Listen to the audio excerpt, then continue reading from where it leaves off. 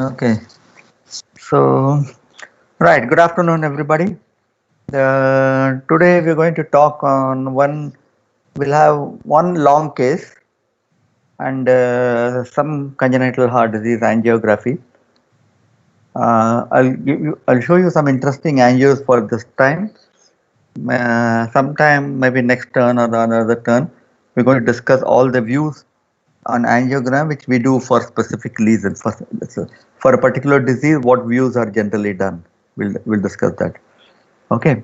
So let's start with the case. Before I go on to the long case, you remember I talked to you about coronary anomaly last time, and there was an anomalous coronary artery, and we were discussing how to make out whether it is going anterior to right ventricular outflow tract or it is going posterior to the right ventricular outflow tract. You remember? So, Yes. yes. If you remember, I had shown you these two angios on the left side. This is the anomalous coronary artery, and if you see, this is RAO view, and this is LAO view. And we have an anomalous cone. Doesn't matter whether it's RCA from left side or it is LAD from RCA. It doesn't matter. If it is, as long as the artery is coming from the opposite side, it has to cross the somehow the RVOT to come back to its normal location. If it is anomalous RCA, it has to come from left to right. If it is anomalous LAD, it has to cross from right to left. That's all it is. Okay. So the anomalous artery can cross either. Now this is the model. Can you see this is the RV outflow? So the anomalous LAD will come from the left sinus and emerge on the left side of pulmonary artery, and then it can go in over the RVOT like this, or it can go through the under the like this. Okay, so that's what we were discussing, how to make out over or behind. Now, if you see here in RAO view, in RAO view as well as LAO view, this anomalous artery is making a big convex loop. It's convex upward and convex anteriorly. That means it is anterior to the pulmonary artery. See? It forms a big convex loop here. And in LAO also it forms a big convex loop here. So the RV outflow is lying inside that curve of the coronary artery here. Okay. Now in comparison, we had a case last week in our hospital. This is an anomalous left anterior descending artery from right coronary artery, and this is LAO view. In LAO view, now compare this compare this course. No, I'm sorry, this is RAO view. Okay, compare this course with this course. You see the difference? Yes. This is concave upwards, whereas this is convex upwards. Yes, sir. This is going from the aorta underneath the RVOT like this, right? It's coming like this and then going in the interventricular septum. Whereas this one is going like this.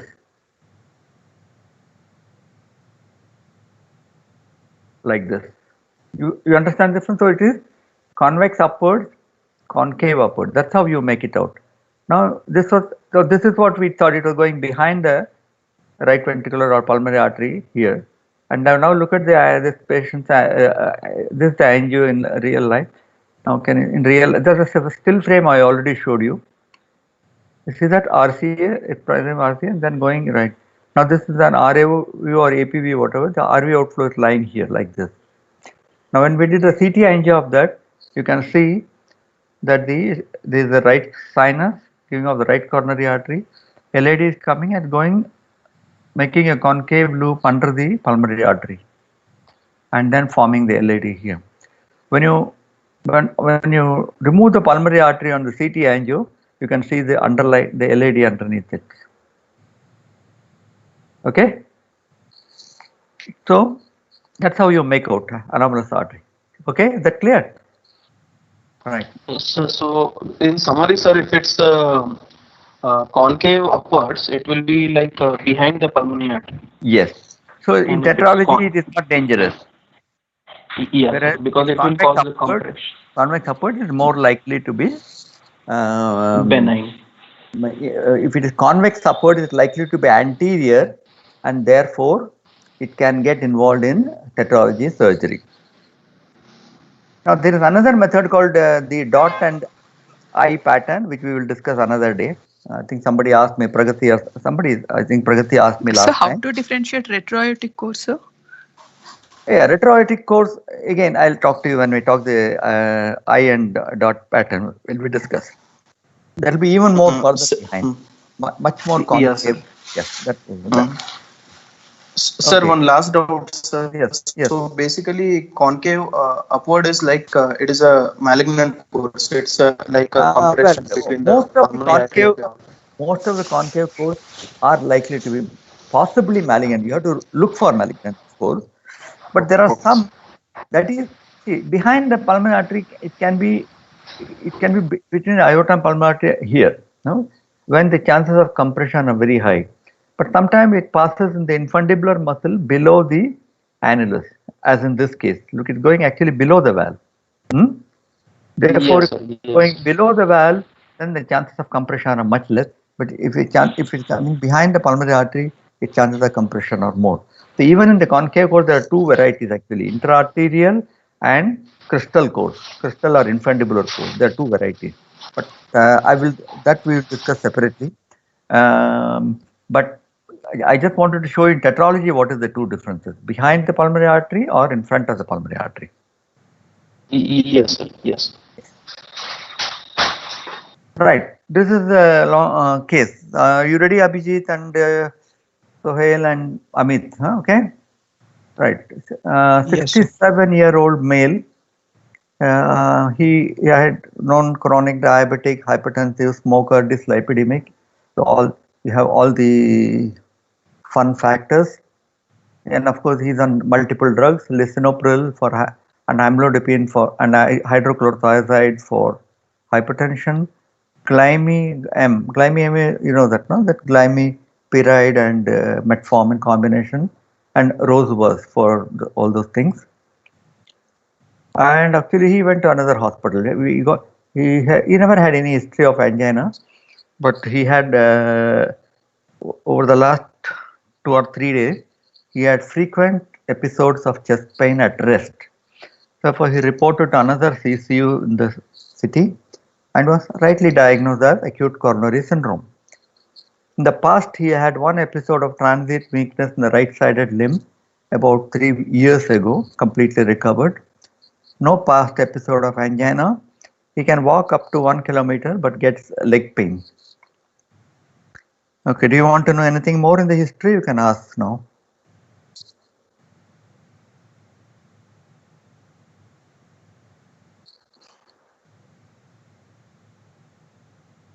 You okay with that? Yes, sir. Okay, I'll go to the next slide. So when he was admitted to that CCU, on going through the record, we found this. ECG showed anterolateral ST changes, mainly ST depression T inversion, and no evidence of transmural MI. Tropoe was still normal, HbA1c elevated, normal hemoglobin, dyslipidemia, normal renal parameters, and normal LV function, normal wall thickness, no regional wall motion anomaly. So they have done a pretty good workup, I should say, because he had a previous history of transient weakness on the left side or right side. I forgot. What did he have? Right sided. Right side, right. Right upper limb and right lower Right limb. side. So they ordered a carotid ultrasound, and the carotid ultrasound said left carotid is completely normal, right carotid had 50% narrowing of the internal carotid artery. So he was admitted to CCU. They stepped up aspirin, added clopidogrel, high dose of statin. He was already on statin. They increased the dose to high dose, 80 milligram rosuvastatin, added intravenous heparin. So they did all the things correctly. And but in spite of all this treatment, angina kept occurring in the CCU. So what would you do?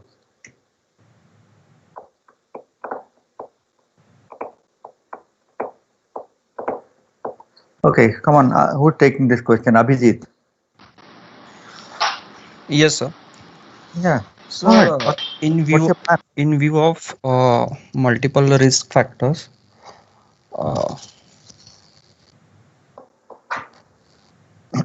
and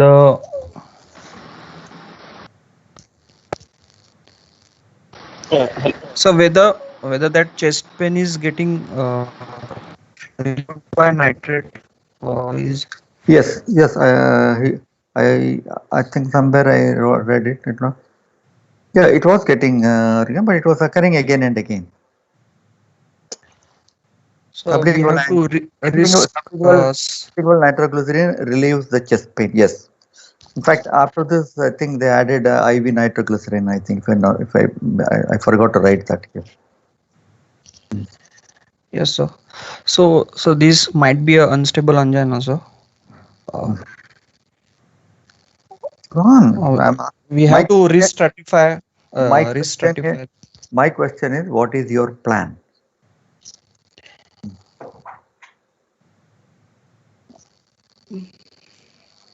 So risk stratification. Risk stratification.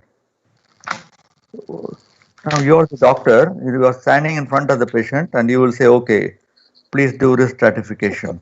So Right? this is, sir, a non-ST elevation Hey, myocardial no, wait, infarction. no, wait a minute.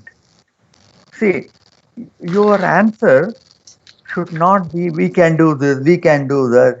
You should do risk stratification. Who will do risk stratification? Who is going to do it? Yes, sir.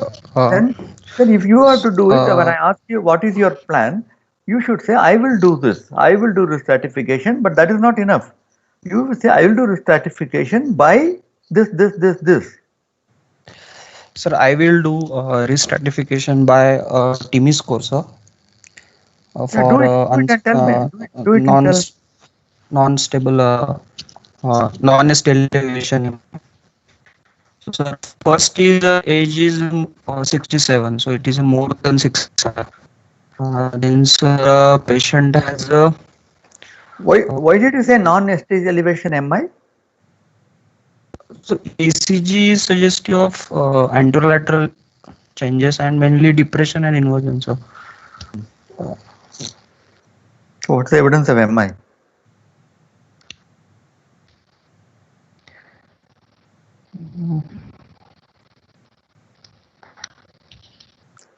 See, simple things you should not lose.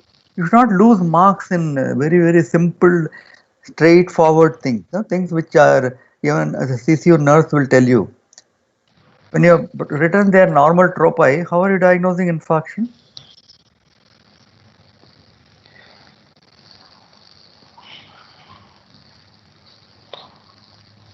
so we have to repeat it. Okay, repeat it. At this stage, what is your diagnosis? So, okay, come on now. What is your plan? My question was plan.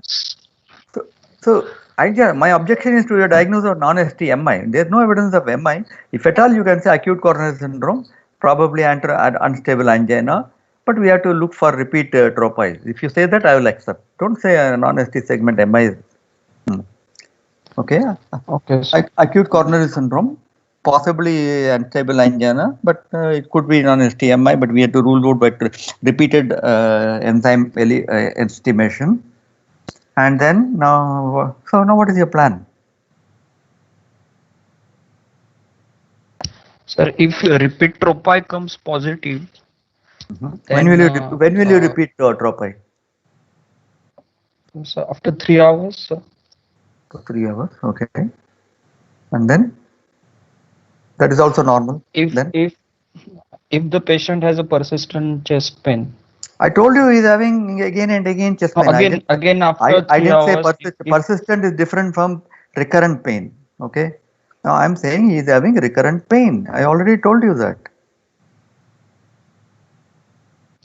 It's better to non-invasive. We can do a CT coronary angiogram, sir. Okay. Sorry, doctor. You are not convincing to me. I'll go to another hospital. I'm not convinced by you, doctor. Okay, who is the next doctor there? Who's the next? Come on, boy. Don't waste time. Amit, you are there? Okay, Amit. Yeah. Yes, sir. Sir, with the history and the given risk factors, with the diagnosis will be unstable angina, and but since the troponin is not repeated again, we would like to repeat again and see if it is an NSTEMI. One, if it is still negative, then unstable angina will be the possibility. With TIMI risk scoring, sir, the score will be around 4, and with that, the risk of MACE or like major adverse cardiac events will be around 20%, sir. So since it is a high risk, he should go for an invasive angiogram, sir, to look for this one, sir, coronary artery disease, any significant coronary artery disease. Okay. And When will you- also, sir, he was not added on beta blockers. So he should be on beta blockers also, sir. So and plus, we have not mentioned any vital signs of this patient, sir, here. So Okay. At the moment, his vitals were maintained, Okay. except during chest pain, he has sweating and all that. Okay. So I agree with you. Beta blocker should be added, and Yes, sir. send. You know what? Shall I tell you one thing? Yes, Your sir. answer was correct, but you took a very long winding, beating around the bush and all that. I think you should come straight to the point. Is there any doubt Okay. about this? It's a new onset angina, having ST changes, having recurrent chest pain in the ICU, still not infarcted, and having unstable ECG, and on IV heparin and IV nitroglycerin, he's getting recurrent angina. Is there any doubt about it, him being high risk category? No, sir. You don't need to No, take sir. so much time. You don't need to take so much time and long winding answer to tell me that. You should say that, sir, he is a case of unstable angina having a recurrent pain despite medical treatment, and he definitely has multiple risk factors in the form of vascular disease in the CNS and vascular and hypertension, diabetes and all. Therefore, I think he is a high risk factor, and he is not yet infarcted, and he needs early invasive angiography. Will you do CT angiography? No, sir. The invasive No, angiogram sir. will be better, sir. No. Somebody No, sir, said no, sir. CT angio before you, so that is not correct. Yes, yes. The CT angio is good Yes. only for the medium probability patient whom you are not sure whether he has coronary artery disease or not. So, invasive coronary angiography is straight answer. There's nothing, and beta blocker should be added. I agree with you. Probably it was there. I might have missed it, but you're absolutely right. IV nitroglycerin and IV beta blocker should be added. Okay, so that's right. So I told you that Sir, hospital. Huh? Hello. Sir, can I pitch in one more doubt, sir? Yes. Go ahead. Sir, we didn't mention about G2B, 3B inhibitor, sir. So Why is it to should be? we add if he's going for sir, Why? so unstable angina it's unstable angina, so going to undergo a invasive angiogram. So should we add a G2B 3B, sir, inhibitor before? You tell me, or we'll ask one of your colleagues to answer that question. Yeah. No, it What do should you not feel? be added upstream, sir. Only when after knowing the anatomy only it should be added. Yeah, I agreed. Unstable angina, the best thing is to know the anatomy before you do anything else. And I think there's no need to add 2,3-B inhibitors at this stage. Okay, sir. Okay. Only if you do an angiogram and if you find a presence of thrombotic lesion, but it's not suitable for angioplasty or any intervention, then that case, or you find a large thrombus burden, and then you add 2,3-B inhibitors and it alone, or 2,3-B inhibitors and go ahead for intervention. There are other combinations available. At this stage, I don't think there's any need for 2,3-B inhibitors. Okay, so I think the other center also did a good job, I should say. They also thought correctly, and they can you hear me? Yes, sir. Okay, Yes, and sir. they did a coronary angio. I'm showing you only a still frame at this moment.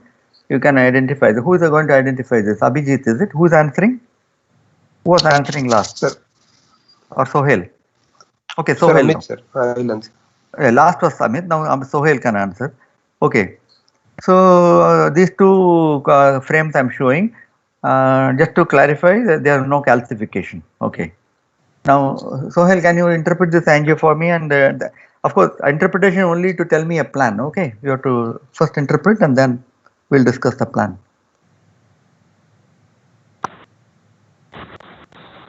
So here there. Yes, sir. Yes, sir. Arun, you want to take? Sir, Yes, correct. yes, sir. So the bottom right is an left system injection, sir, in epicranial view.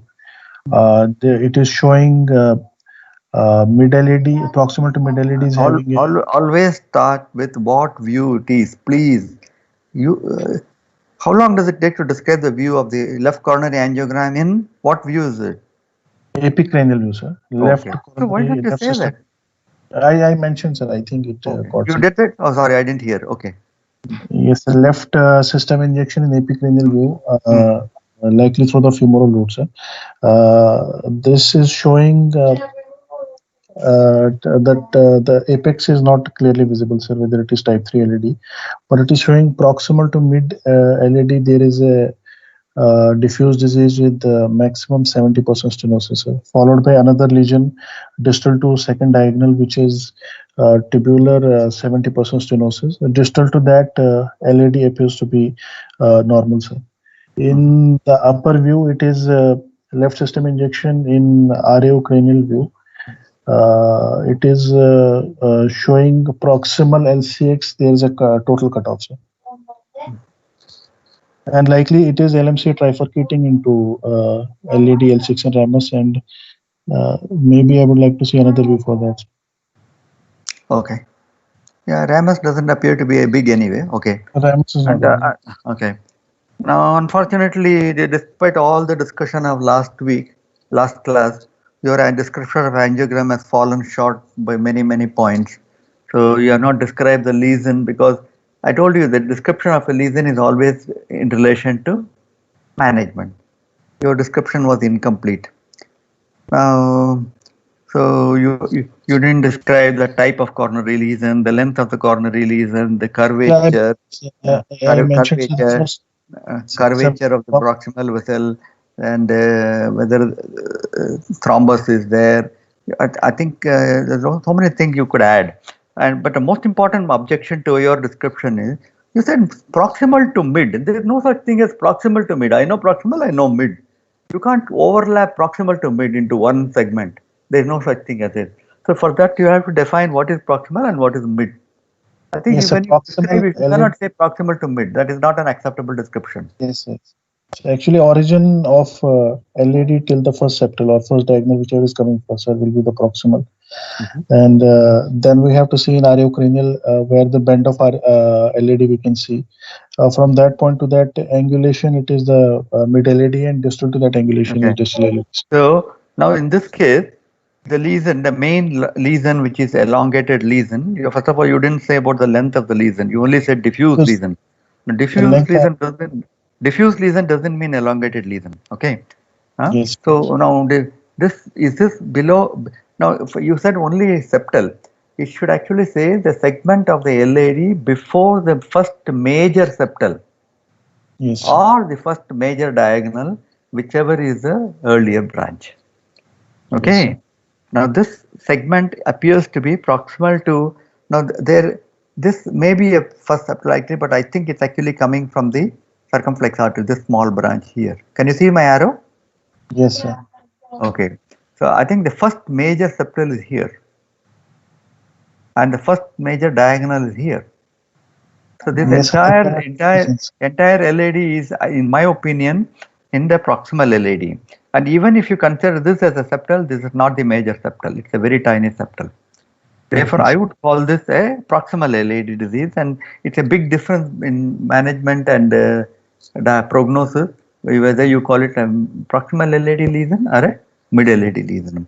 Of course, I would look at other views also, but in this view, if you ask me to commit myself, I will say it's a long lesion in the proximal LAD. Type C lesion. To a major septal and proximal to a big diagonal. And there is an additional. One more narrowing actually was there, sir. Yes, a distal to that, sir. Yeah, we've seen this one. I know this one you're talking. Okay. Now this lesion you said 70%. 70% is only moderate, so it's not very severe. That means, isn't it? So in 70%. this view, I want to look at another view, sir, because Of in course. this. No, look, I know you want to look at other views, but we are talking on this because once I play angiogram, it will take half an hour. So I want Yes. to save time and go on to the next slide. So, Yes, sir. any comment on the severity? 70. So this is also 70%. This is also 70%. So we will say both are same severity. So the upper one, the lumen reference lumen diameter. If I take the LED between the two lesions, sir, the lesion distal in the mid LED appears to be more severe, sir, as compared to the proximal one. So this is more severe. You mean this one? So if I compare it with the reference. No. If and all, I'm asking you. Yes, sir. Yes, sir. For me, it is from the heart point of view. Is this the more severe disease or is this the more severe disease? I'm asking. So second one, distal one appears to be more severe. Oh, the proximal. My goodness. Abhijit, what is your opinion? So proximal, sir. Why? You must be proximal only because I didn't agree with the distal answer. You can tell me why. Because, sir, major diagonals and major septals are arising after that. Simple. The entire LAD system is branching out. How can you call the distal lesion as significant? No, sir. I meant to say this. Anatomically, it looks more narrow, sir. I said from this heart point of view, which is more significant. Yes, sir. I understand, sir. Now, the other important thing, even from the severity point of view, if this is 70% and this is 70%, and this is a long lesion, this is a short lesion, a long lesion with 70% is far more severe than a short lesion with 70%. Length increases the obstruction to coronary blood flow. So, whenever you have a 70% stenosis and have a long lesion, it is equivalent to almost 90% lesion. Length puts one grade of severity more upon this degree of stenosis. Okay? So I would consider this disease as an elongated lesion with even 70% lesion as a very significant disease because it's giving off the entire LAD supply after that. Okay? There are no major curves, and I already told you no calcification, no aneurysmal segment, no acute bend, no branches from the stenos segment, and I have to look at other views. Probably there is no thrombus, which I cannot be 100% certain in this view, but thrombus. So I would call this, what do you call it, type A, type B, type C? Put a name for that. Type C, sir. It is more than 50. So this is simple. You should have told me in the beginning when I asked you to describe things. Okay, now come to the description of this one. Don't just say total occlusion. Yeah? Total occlusion are so many varieties. What is the most important thing that you are interested in a total occlusion? So first we have to, like in total occlusion, we have to label whether it is a CTO or not. So if it is like duration more than 3 months, that what is CTO? By the way, in Viva OC, don't use short forms. Eh? Okay, it's chronic total occlusion for that. It's all right for LAD and LCX is okay, but for CTO and don't please say total occlusion, chronic total occlusion. Okay. So chronic total occlusion, if we are sure about the duration that it is more than 3 months, we can label. Who will be sure? You think the patient will tell you whether it's chronic or not? Who has to be sure? No. Wait. You're jumping ahead. You are the cardiologist. You have to tell me whether it's acute or chronic, man. Don't tell me we have to decide. Again, you are all telling me somebody has to come and decide. This one is an acute event, sir. This one is an acute event. Patient is not giving any past history of angina. So this one is an acute event. So then why do you keep on telling we have to decide? We have to decide. You have to tell me that. Yes, sir. And other things which we have to see in a total occlusion is like what is the stump of the total occlusion, whether it is a blunt stump or it is tapering stump. So why don't? So did you describe all this when I asked you to describe that? No, sir. I did not, sir. It is yes, sir. And why do you want to describe the stump? So stump, we have to see whether technically it is feasible that whether we can re-enter. How do you describe it? This is also a stump. Yes, what sir. do you mean by a good It stump and a bad stump? So good stump is the one which has a tapering, sir, and we can enter the main vessel. If a funnel-like tapering stump, funnel-like tapering stump is good or bad? Good, sir. Good. Why is it good? Because that will give us an entry point into the main vessel. Okay. Any other point you want to describe about total occlusion? Blind stump will not be a good for technically. A stump is always blind, man. Don't say blind. Stump is I mean to always say, sir, without tapering, sir, without tapering, without okay. blunt stump, blunt stump. Okay. Okay. And second thing, if there is a side branch in relation to the stump, Okay. So how that is the will, side branch good or bad? that is a bad sign, sir, because our wire will always go in that, and we will not be Good. negotiating. So you have to tell you didn't tell me that also when you described. Yes, sir. Yes. This And is third a thing, we have, We can calculate. this is tapering or not? this looks blunt, sir. No. Can you please look at it carefully? It's Yes, a sir. nice, Yes, sir. It is. nice Yes, sir. Yes. tapering cone. Yes, sir. Yes. It's a tapering It's tapering CTO. It's a tapering total occlusion. I don't say CTO. It is acute occlusion because history is Yes. only 2 days, and Yes. and he has And ST second, changes. there is No, ST changes are present in the anterolateral lead. Remember, therefore, it's very likely it's an acute occlusion.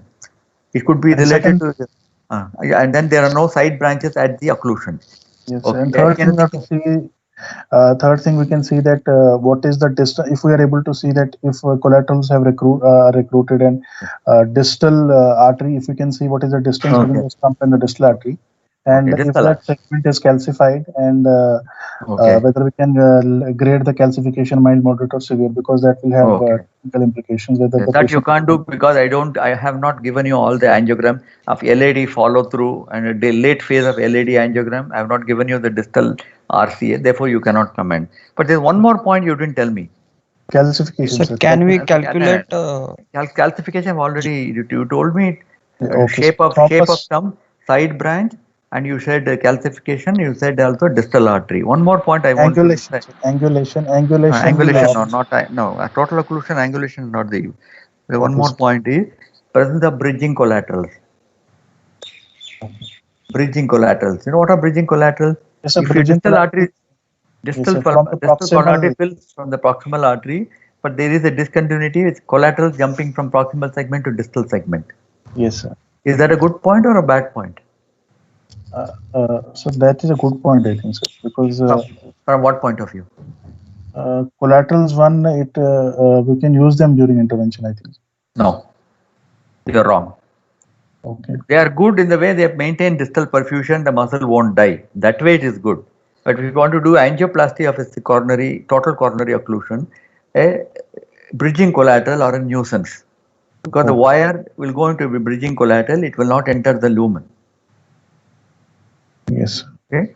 So Anything blunt- like collateral, we blunt- can go the distal blunt- and blunt stump, bridging collaterals, branch at the occlusion point, definite bend or curve, calcification, and a long segment of total occlusion.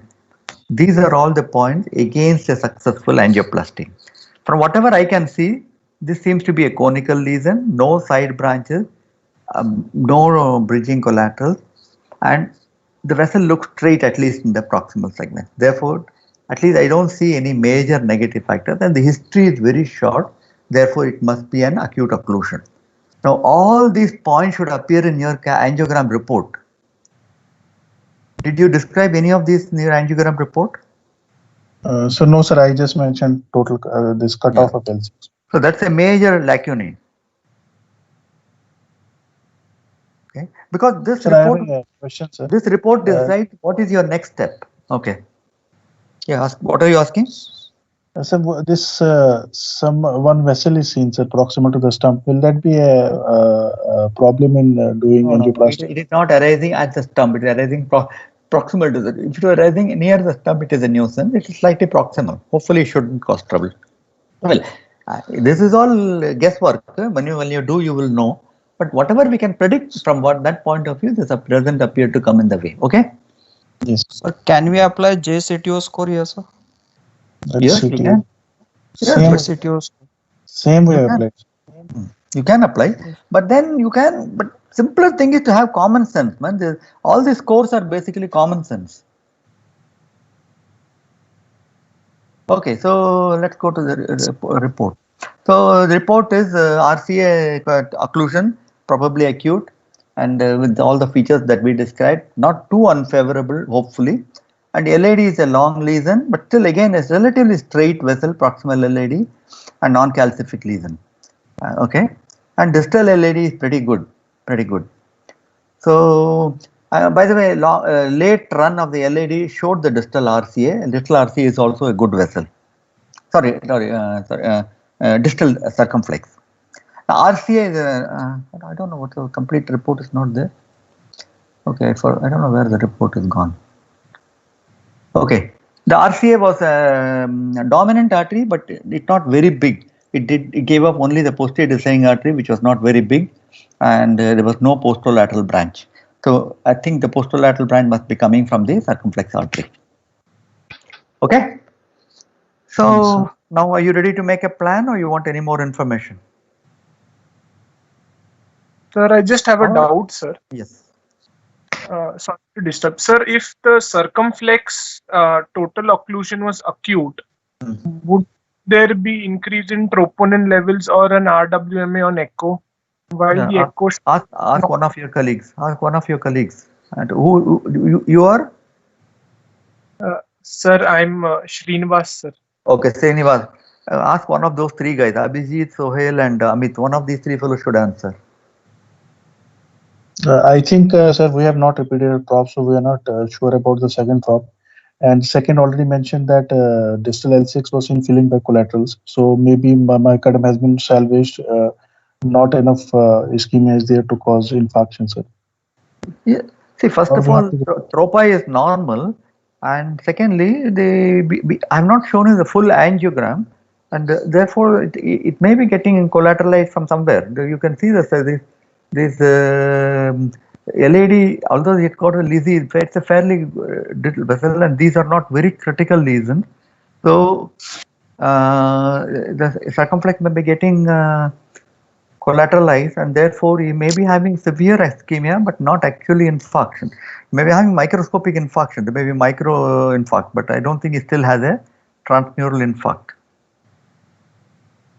Okay? As long as enzymes are normal, he still qualifies for only unstable angina. He doesn't qualify for infarct, even if the artery is occluded. Very soon he may become non-STMI. I agree with you. Very soon. Maybe the next one may be elevated. I don't know. That's the presence of bridging collateral that might be a chronic problem. No. Bridging collateral is a very, very late development. Bridging collateral takes place only when the thrombus gets organized. Bridging collateral is a late feature. In fact, that indicates one of the signs of chronic occlusion. I am talking of other collaterals from the asking. Yes, sir. So the doubt he was asking is why there is no RWMA in spite of acute occlusion of the because there is no probably you didn't do an echo during the chest pain. One, secondly, there is no infarction. If you do echo during chest pain, you may have a RWMA. Okay, sir. Can we tell that it might be a non-dominant circ? So we may. Yeah, I told you it's not a non-dominant. It's a non-dominant circle. I told you RCA is dominant. I already told you. Okay, sir. But posterolateral branch is still coming from circ. It's not coming from RCA because in the RCA is stopping with the posterior descending. Okay, sir. Okay. Right. Can I go to the next slide? Okay. So are you ready to make a plan, or you want any more information? Sir, collaterals, the other type of collaterals, that is ipsilateral collaterals, that can be seen even during the acute setting, no, sir? Ipsilateral means from the same LAD giving collateral to LCX. Yeah, you can. Collateral can develop within a matter of minutes, even if necessary. But of course, with that time, can explain the viability of that can explain the absence of regional formation of abnormality. That's one of the ways by which people get adjusted and they survive and they get conditioned. Conditioning to ischemia. One of the things is opening of microcollaterals. Yes, very well known. The collaterals that you see in chronic coronary artery disease are different. They are long, tortuous, huge. In the acute setting, collaterals develop very fast. Yes. Okay, plan. Want any more information?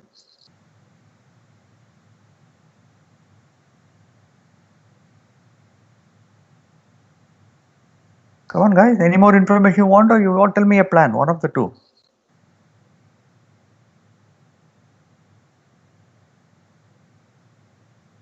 Can you hear me? Yes, sir. Yes.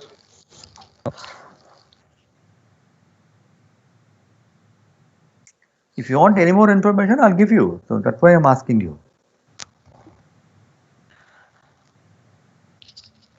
Yes, as a Sir, cardiologist, you want. LCX is acute occlusion, sir. Yes. So we can proceed with the LCX PTC, sir. Proceed with LCS PTC. Okay, you are Amit, is it? Abhijit, sir. Abhijit. Abhijit. Okay. So Amit and Sohail agree?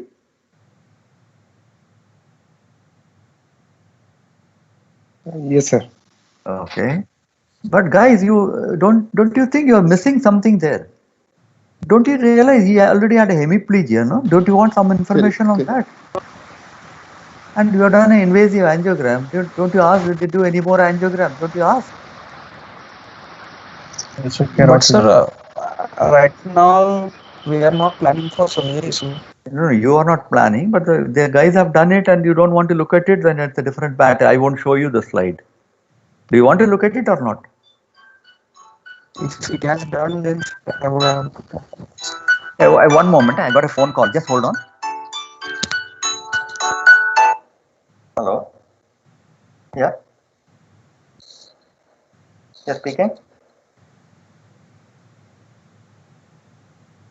Yeah. For what?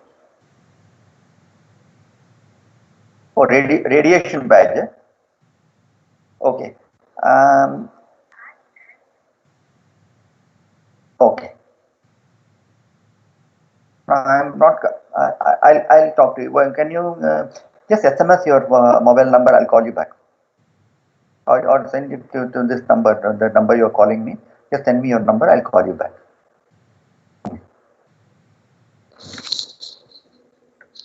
Yeah. Sorry. So. Okay, some people are quite happy with the carotid ultrasound. Some people say anyway we have put a catheter into the aorta, so why don't we do a carotid shot at the same time? And remember, you forgot that he had leg pain on walking. No, you didn't pay attention to that. Did you notice that? Evidence of peripheral artery disease is also there, sir. So don't you want to some idea of that? Yes, sir. So Fontaine 2A is coming. So if somebody has done an angiogram and you at least you don't mind looking at it, no? Any objections? No, sir. Okay. So No, you sir. should, okay. So they've done a coronary carotid angiography and then selective. Wow, they've done a full job. Huh? They've done iotogram. They've done selective carotid angiography, and then reported mild atheromatous plaques in the left. I think why they did was there was a disparity between carotid ultrasound and the clinical. The clinical story said weakness in the right limb. Okay, but ultrasound reported stenosis in the right carotid artery. Can that happen? It doesn't fit. When you have weakness on the right side, you expect disease in the left side. Yes, Hello? sir. I think those guys are smarter than us. I think they found that the symptoms on the weakness on the right side is not compatible to ultrasound finding. Ultrasound says the right carotid stenosis, left carotid is clean. That is some disparity there. I think that's why they have done an angio. But anyway, the carotid angiography is not very severe. Mild atheromatous plaque in the left internal carotid artery. Maybe that was giving off some embolic platelet thrombus. And mild stenosis of right internal carotid artery, which they reported 50%, probably less than 50%. Vertebrals normal and aorta dilated and calcified, as you expect in a 68-year-old man. Okay, and they went and did a abdominal aortogram, selective iliofemoral angiograms also, and they reported iliofemorals are normal. Okay, that is a big relief that the other vascular disease are not severe. Okay, I think this information can be obtained non-invasively also, but these guys have done it, so you may as well look at the report, no? Yes or no? Yes, sir. Yes. Okay. So now Yes. you're ready to make a plan. No, no, let's not waste time, man. We're already going to be 3 o'clock and we won't have any time to see angios. This is a long case, I told you, no? We have to be fast.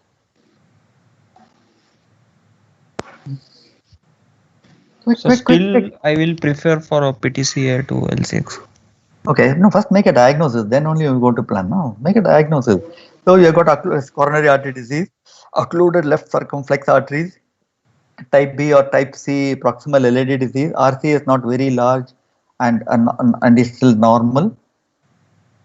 And relevant points in the angiogram are, in the case are, the patient has, these things you should tell me all this, no, when you're discussing a case.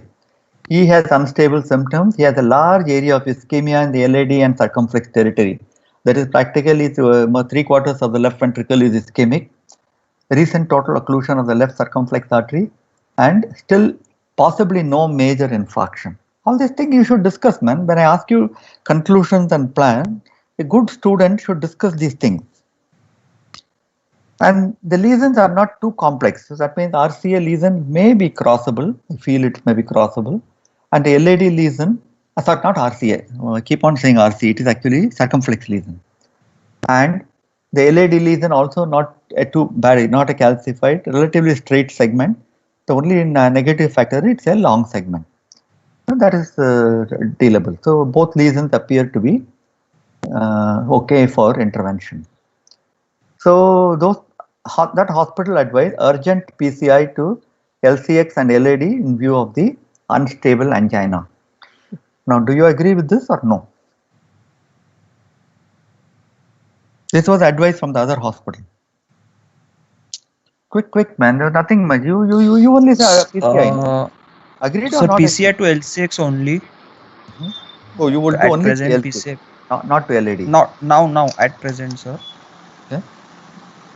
LED will be before discharge, sir. Oh, that means same admission. Okay, same Yes, admission sir. you are talking. Okay, early PCI. So urgent PCI to LCX and LAD. So that is what they were advised. Okay. But what happened was, as usual in India, no, the patients and family were not convinced. They went lama, left against medical advice and went home. So the doctor said, okay, if you explain the risk that you may die, you may get infarction, blah, blah, blah. So he wrote aspirin, clopidogrel, he wrote high dose statin, he gave nitrates, he gave ranolazine, and also continued the old drug. And I think I forgot beta blocker somewhere here. Okay. The patient went home because, as usual, in acute admission, you tell them you have a severe disease, they think you are cheating them. So he went home and again he had recurrence of pain at home on the same day. He had 3 more episodes of chest pain at rest. Each time he takes sublingual subnitrate, he gets relieved. So that night, that means the day of the angiogram and, day of the discharge and night, he gets admitted to your hospital. Okay, Amit, he got admitted to your CCU. And again, he has chest pain, but he had ECG remains the same, ST changes even. Tropi is still very, very borderline, mildly higher than previous, but slightly elevated. In the night, he had 2 more episodes of chest pain, no angina in the morning. By that time, he was started on IV nitroglycerin already. Now, what is your plan? Sir, we should go for revascularization, sir, for both circumflex and LAD, sir. Revascularization means what? PTCA, sir. Okay. Please be very yes. specific in your answer. So, yes. So the options are PCI or CABG. Can you tell me why PCI and not CABG? Quickly, nothing great. You already discussed it. Sir, it's acute situation 1, and sir, second thing is he's on aspirin and clopidogrel. For CABG again he has to wait for another 5 to 7 days. Okay. And since he's impending for a myocardial infarction, so it's better to go for a PCI, sir. Oh, okay, agreed. So most hospitals will do on a PCI, and both the lesions seem PCI suitable. So I think the option will be PCI. The second question is timing. When will you do it? Sir, at earliest will better, sir. Okay. Same day? Same day is better, sir. Okay. Since he's getting repeated episodes of pain despite on medication, sir. Okay, I agree with you. The earlier you do, the better. The better, because you don't want, when you're planning for thinking what to do, if he has an infarction, you will feel very bad. Okay. So these are the options. One is urgent, immediate. Other thing is stabilize and then intervene after 4 to 6 weeks, or some other plan. But I feel the correct plan, and as you said, is urgent PCI. If possible, even the same day a lab is available, patients are willing, urgent PCI same day. Okay. So shall we post him for angiogram? You ready to do PCI? Yes, sir. Creatinine, sir. I can't hear you. Speak up. Who is that? Sir, creatinine, sir. Nikhil. Okay. So you want to do blood test again? No, sir. I thought See, it was I showed you creatinine values were something. Wait a minute. I show you the earlier 1.4. Yes. something 1.4 and urea was 16. You're right. Okay. Yeah. So you wanted to know creatinine value. What did you want to know? I didn't understand. Do you want any more tests? I'm asking. No, sir. I thought the You thought what?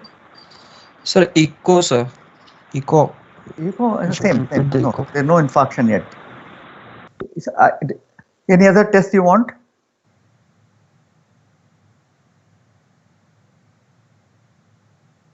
Any other test you want? So troponin we can see at least. I told you, no, troponin mildly elevated now, 1.2 or something.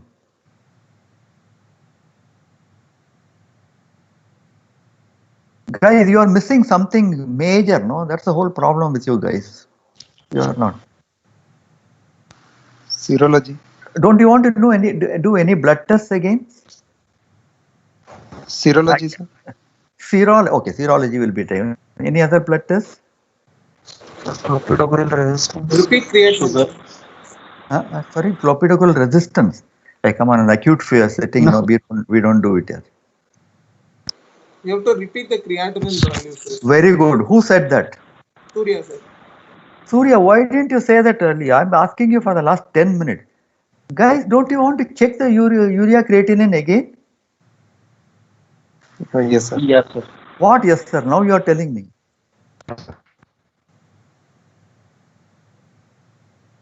So we have done blood tests again now.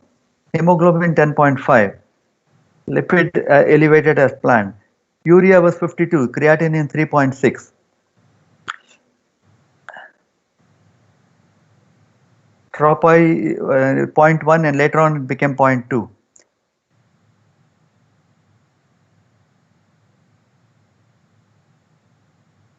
Come on, comments. Sir, he has gone for acute kidney injury since the creatinine has jumped from 1.4 to 3.6. So in this case, we cannot go ahead with angioplasty. So we have to stabilize him first. Why can't you go ahead? Sir, Now, come the on, likelihood of this is a major error. If you post a patient for angiography without looking at repeat creatinine value, it's a major error. I don't accept that. Why is he having acute kidney injury? Contrast-induced nephropathy. Oh. Previous in contrast-induced nephropathy. So what is the diagnosis now? Total diagnosis?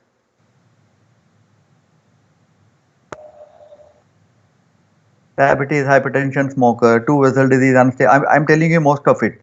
Recently occluded LAD, all the blah blah blah. He has got previous transient ischemic attack, peripheral vascular disease. He has got contrast-induced nephropathy. Is it new disease or pre-existing disease? Acute on chronic. How do you know it is chronic? The baseline was 1.4, sir. That is 1.4 for an elderly person is okay. And he's also diabetic. Proteinuria is there. And so likely to be. No, wait a minute. Proteinuria. Did you check for proteinuria before the angiogram? You didn't check. Now, these are all the things I want you to pay attention. If you remember my first slide and second slide, I showed you urea creatinine was normal. I never showed you a urine picture. What is the earliest sign of diabetic nephropathy? Proteinuria, microscopic proteinuria, Yes. microalbuminuria. Did I show albuminuria? Did I show urine findings in the first slide and second slide? No, sir. Then, now come on, these are the points which I am watching whether you are observant or not. Whether if you know that proteinuria is the sign, sir, only urea creatinine normal doesn't tell you renal functions are normal. A kidney disease might have normal urea and creatinine, but there could be subtle evidence of renal disease in proteinuria. A renal failure can be present with no drop in the urine output. So we do not know whether there is pre-existing disease. Very likely he had pre-existing disease because we didn't check urine. But when we have done urine examination this time, he has got 2+ protein in the urine. So most likely it is a pre-existing renal disease, probably diabetic nephropathy. Although urea creatinine were normal. And now it is aggravated to high urea and high creatinine without any drop in urine output. No, we didn't check for renal disease before we didn't even look whether they did a urine examination or not. I'm sure it was not done.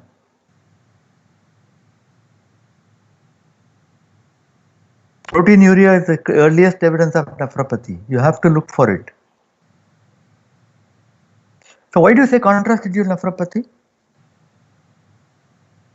Come on, answer quickly, man. We are getting late. Otherwise, we won't be discussing any angiogram. Sir, by definition, sir. By definition of contrast-induced. What is the definition?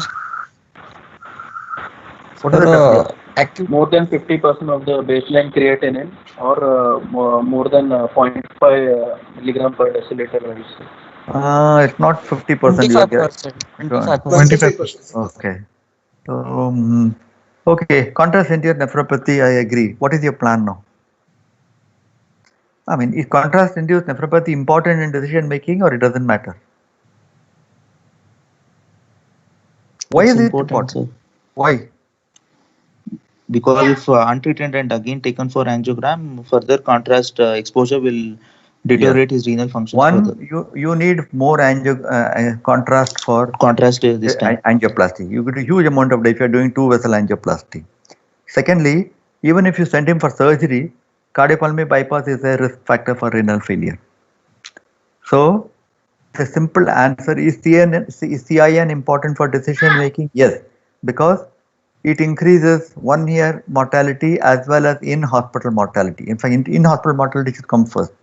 In-hospital mortality and 1-year mortality after a procedure increases significantly, both PCI and surgery. The mortality rises. It's of great prognostic importance. What are the factors which are important in this case, which tell you that you should have anticipated nephropathy in this case? I'm surprised none of you talked about it. Don't you think he has multiple risk factors for nephropathy in this case? He is elderly, definitely. He had renal disease, but we didn't diagnose it because we didn't do a urine protein. We didn't do it. He's a diabetic and hypertensive. Of course, his LV function is normal. Poor LV function, another risk factor. He has been on renotoxic drugs. He is on diabetic metformin. Anti-diabetics are known to be affect the kidney. He is on ACE inhibitors. At least 2 drugs we have which can inhibit renal function. He had unstable angina for 48 hours before he had an angiogram. Do you think he was eating and drinking normally at that time? I'm sure he was dehydrated. And in the presence of unstable angina, nobody gives superhydration in our Indian hospitals. I'm sure he was dehydrated. What do you think was the contrast load in this case?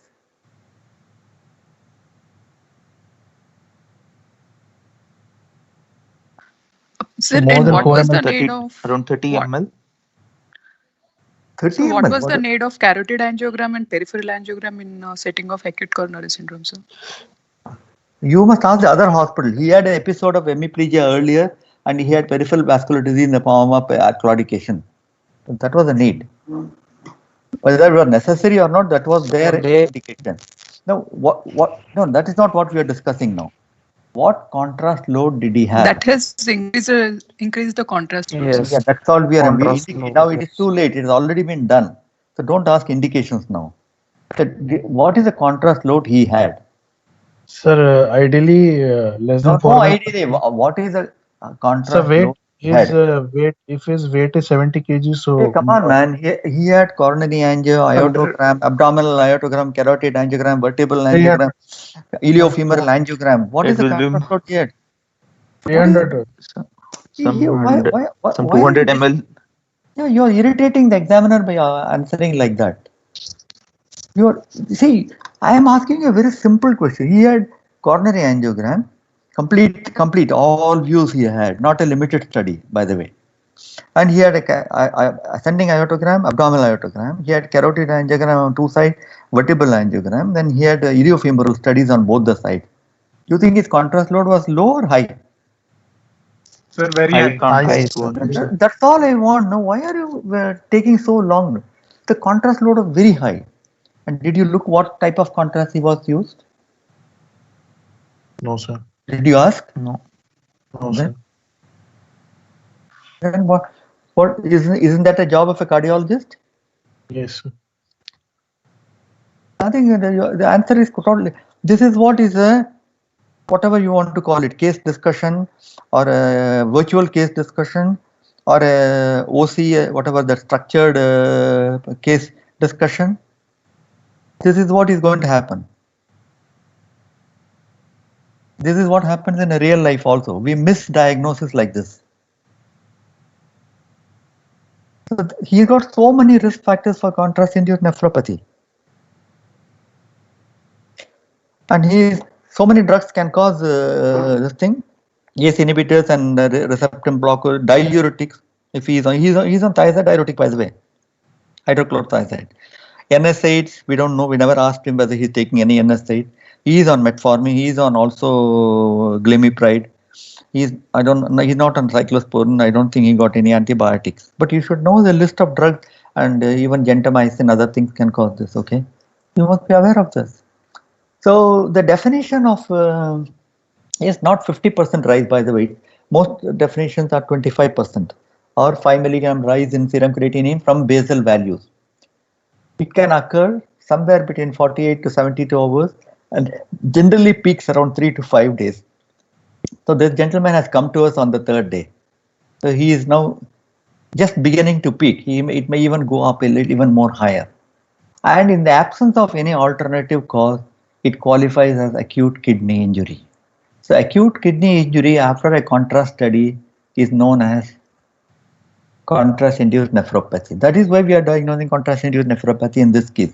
So if I ask you why do you diagnose contrast-induced nephropathy, the creatinine has gone up by more than 0.5 milligrams, definitely much more than 25% at 48 hours from angiogram, and there is no other explanation for his kidney injury.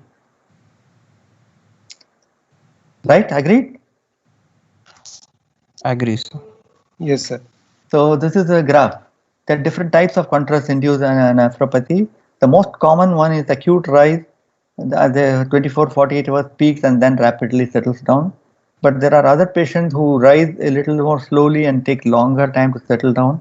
A small percentage of patients actually develop renal failure and go on to persistent chronic renal failure. So you may cause permanent damage to the kidney also. You have to be aware of that. Now there are different criteria in that. It doesn't matter which one you remember, but remember any one of them. Most easy to remember is the CIN criteria.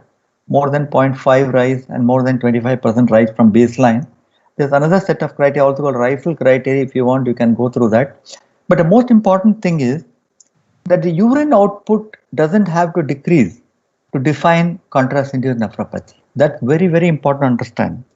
The urine output remains normal. Don't expect oliguria or they may have good urine output, and don't be misled. Are you passing urine? Yes, I'm passing a lot of urine. That doesn't exclude renal failure. Understood? Okay. What are the risks with? Yes. Almost all studies have shown that the in-hospital mortality, in 1 year mortality, persistent worsening of renal function, and the requirement of hemodialysis are distinctly higher in the CIN group as compared to non-CIN group. In fact, it's several times more. 1% versus 7% for unstable angina. With CIN, without CIN. These are some slides from the net, and there are many factors. I've shown you some of the factors already. Some factors which we cannot alter, unmodifiable factors. Advanced age, diabetes, pre-existing disease, congestive heart failure, low. These are all things you cannot change. And if it's an emergency setting, also you cannot. The patient needs emergency, he needs emergency. What to do? But these are things we can modify. Presence of anemia, intravascular depletion, dehydration, nephrotoxic drug, hyperproteinemia, hypotension, high volume of contrast, high osmolarity or inosity of contrast, multiple administration within 72 hours. So you do one procedure and now you want to do urgent angioplasty also on this patient without looking at the creatinine. So many, and these are all things, okay? So these are the modifiable factors. Now let's talk about contrast material. Who is there? Abhijit? Are you there? Yes, sir. Yes. What Yes, sir, contrast? What contrast do you use in your hospital for coronary angiography? Sir, isoosmolar contrast. Yeah, come on, isoosmolar. If I go and tell in the shop I want isoosmolar, no, he won't know. In shock, sir, low osmolar, sir. In this patient, sir, definitely. If I go to the shop and ask for low osmolar, no, that fellow will say, sir, I don't know what you're talking. Give me the brand name. Visipec. What is Visipec? We don't give brand names in examination. Sir, iohexol is low osmolar. Iohexol. No. The point I am making is you must be very clear what you are using, what is being used in your hospital, and what do you use in high risk situations, and you must know the chemical name, not the brand name. The examination, if you talk about Hexabrix and Omnipaque and Visipec and all, I will straight away cut half mark. Sir, low osmolar, non-ionic, sir. We'll come to that. Yeah. We have iohexol, sir. Okay. Somebody said low. Wait. Somebody said low osmolar, non-ionic. Can you explain what is low osmolar? What do you mean? How low? How low do you want osmolarity to be? Agreed. Low osmolar is good. I agree. Tell me, sir, what is low osmolarity is twice the osmolarity of the blood, sir. Low osmolarity. How is that? How is it low osmolar? 600 double osmolar. How is that low osmolar, man? Double the osmolarity of blood. What is normal osmolarity of blood? 300 to 310 milliosmol, sir. Okay. High osmolar is around 1500. Low osmolar is around 600, sir. And isoosmolar is 300, sir. So it's a misnomer. A low osmolar is a wrong name. There is no such thing as low osmolar. Okay. It is actually relatively low osmolar. Understood?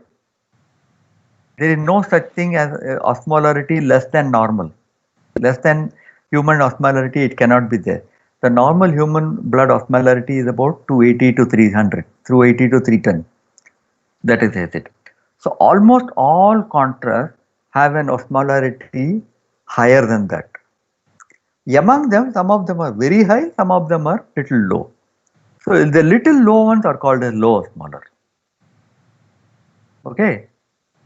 When you say low osmolar, it is definitely not lower than body osmolarity. It cannot be. It is only relatively lower than the high osmolar one. That's all. First of all, the low osmolar name is a misnomer. There are a few which are isoosmolar. That is almost equivalent to the body osmolarity. So that is the first thing. Secondly, somebody said ionic and non-ionic. What is the difference between ionic and non-ionic? Who is going to answer that? Sohail. So non-ionic is better, sir, preferred. Why? No, I asked you. I didn't ask you better or worse. What is the difference? What is ionic? What is non-ionic? One is charged positively, One is negatively. charged. Other is not charged. Is it? I'm not sure, sir. Okay. Anybody else? Come on, guys. Iodine content is lesser in non-ionic. Hey, come on. Iodine content is described separately here. Don't talk about iodine and osmolarity or ionic, non-ionic. Iodine is separate. Come on, guys. You people are doing coronary angiography. You all want to become interventionalists now. You don't know the basics of angiography. What is the difference between ionic and non-ionic? Ion is what? Sodium and potassium, calcium, chloride. These are all non-organic elements and compounds. Whenever you have iodine combined with a non-organic element, it is called ionic contrast. When you have iodine in an organic combination, you call it non-ionic contrast. Got my point? Yes, sir. Yes. Yes, sir. Yes, sir. Whenever you have a iodine-based contrast predominantly combined with electrolytes, like sodium, potassium, whatever, chloride and all these, that is non-organic elements form the component. They are known as ionic. So they can form sodium, potassium ion, chloride ions and so on. There are non-organic compounds, meglumine and all those various organic compounds used in this. They are non-ionic. Which are better, non-ionic or ionic?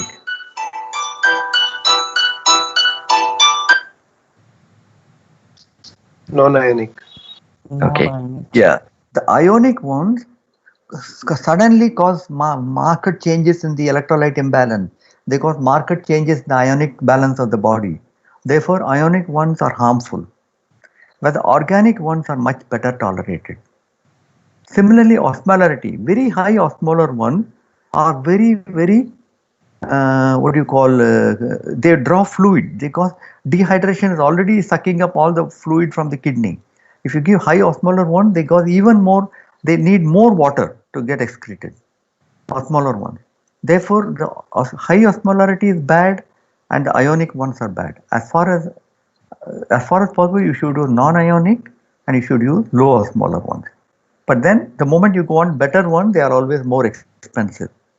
Okay. There's one more factor in this is the iodine content. You can see the iodine dose is given here, some 370, 300, 320 and all. But this is the total per ml. But in terms of particle, there is so much iodine per particle of carrier. Carrier means it can be a ionic carrier or it may be non-ionic carrier. But so much of iodine per particle ratio. So there are ratios of 1.5, 3 and so 6. Which is better?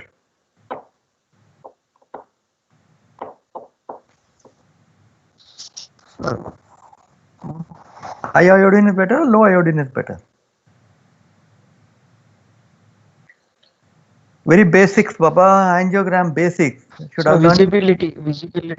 These all things should have learnt in cath lab, first 3 months of posting. Not after DNB. Sir, high iodine content will be. Why? Because of visibility will be better, sir. Yes, very good. It is the iodine which is radio opaque. Therefore, the more iodine the content, the better will be the visibility. And therefore, if visibility is better, you can inject less. Therefore, better iodine. So, the ideal contrast material that you want to use would have a high iodine content per particle. It would have a low osmolarity and it would be non-ionic. Am I right? So, which is the one that which has all those qualities? You have high iodine dose. Osmolarity is exactly the same as the body osmolarity. That's why it's called isoosmolar, about 300 or 280, 300. And it's also non-ionic. So probably iodoxinol would probably the best one. High iodine density, relatively low osmolarity, and being non-ionic. But then these are also the ones which are also most expensive. The next best ones are the non-ionic low osmolar ones, like iohexol, iopamidol, these Iversol. These are the ones. They have little less iodine content, a little more osmolarity, but still they are non-ionic. So most people, what they do is, for routine angiography, they may use one of these, that is iohexol, Omnipaque, or one of these. But if you have a high risk case where you cannot afford to take chance, the patient is in low ejection fraction, very severe heart failure, severe coronary artery disease, he's got renal failure, and you expect to use a lot of dye, probably isoosmolar contrast may be better. But even then, you have to reduce the dose. Understood now? How to choose a contrast? Yes, sir. Yes, sir. So these are all looks very simple, no? Very simple, basic thing. But this is where you get caught. Okay, how do you prevent contrast-induced nephropathy? Come on, quick. You're supposed to be doing this every day in the ward. Hydration. The adequate hydration. Come on. And hydration is one of the steps comes with number 5 or number 6. Many more steps before that. Avoid contrast. First, risk factor. Assess the risk and estimate the risk for that particular patient. Is it a low risk case or a high risk case? For example, our patient was a High risk case. High risk. Do not add any more renal toxic medication. For example, if the patient was not on ACE inhibitor, please don't add it. As a general rule, if you are already on cardiac medication and they are stable, we don't withdraw it, even for CIN. Because although we know ACE inhibitors cause renal failure, they do it only when you increase the dose or when you add it. If somebody has been already taking it for a while and it's been stable, there is no need to withdraw it. So generally we don't withdraw pre-existing medication, but we don't add any renal toxic medications. Do not discontinue any major drug the patient has been stable on that. That's very important. Minimize angios by doing as many non-invasive tests as possible. For example, if you have any non-invasive test that you can do and therefore avoid angiogram. For example, in this case, maybe you could have done a idiofibral ultrasound, Doppler study. You could have done, you could have gone and looked at a carotid yourself and decided this carotid is not very important, no need to do carotid angio. You could have done that, but and by that way you could have reduced the contrast load. And even during the angiogram, always remember every injection is adding toxicity, so minimize the contrast load. Use the appropriate contrast.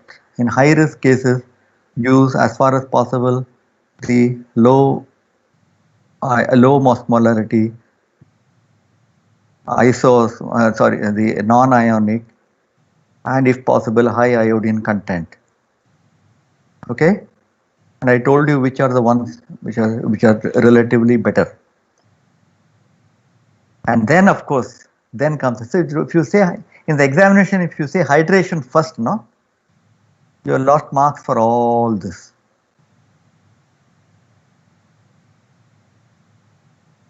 The examiner is watching all this.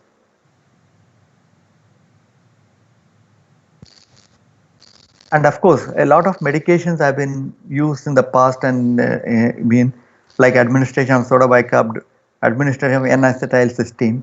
None of these have been relatively proven. Many people still use it, I know, but I'll come to the next slide. I will show you them.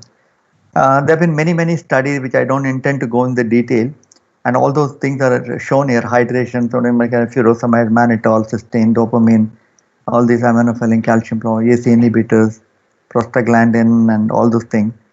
None of these data have been shown to be consistently helpful. The only measure which has been known to be definitely beneficial is hydration, and that is the single most important step.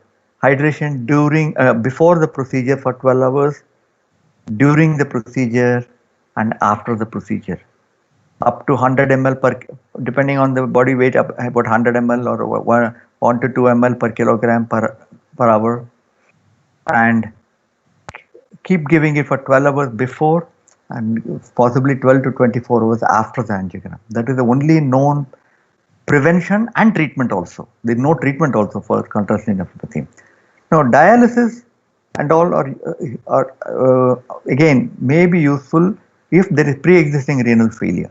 But otherwise, without pre-existing renal failure, there is no role for preventing contrast-induced nephropathy.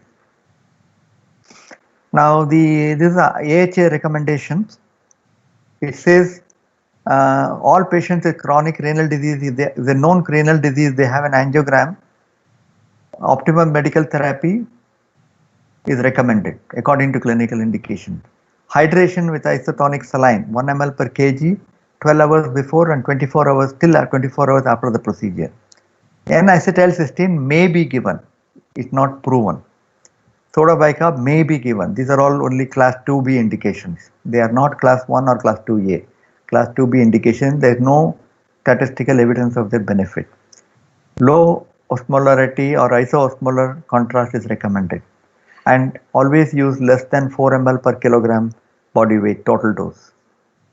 If you have already established renal failure, prophylactic hemodialysis or filtration may be helpful. There are different algorithms given. You can go through it when you want it, but in short, if you have a GFR of more than 60, all you may have to do is discontinue metformin and some of the avoid renotoxic drugs. Otherwise, good renal practice is hydration. If you have moderately reduced GFR, avoid all nephrotoxic drug, IV hydration, use the best possible contrast, limit contrast volume and adjunctive treatment. And this is most important. Always check it. Any major angiogram procedure, check creatinine again before discharge or within 72 hours. This is what we didn't do in our case before posting him for coronary angioplasty. Treatment, there is no treatment. You have to wait for the contrast-induced nephropathy to go away, or in a small percentage of cases it becomes permanent and treat it as chronic renal failure.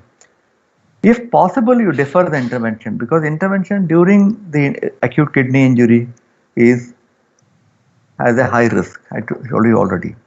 If it is not possible to defer it, you may do a possible dialysis and then either before or after the interventional procedure.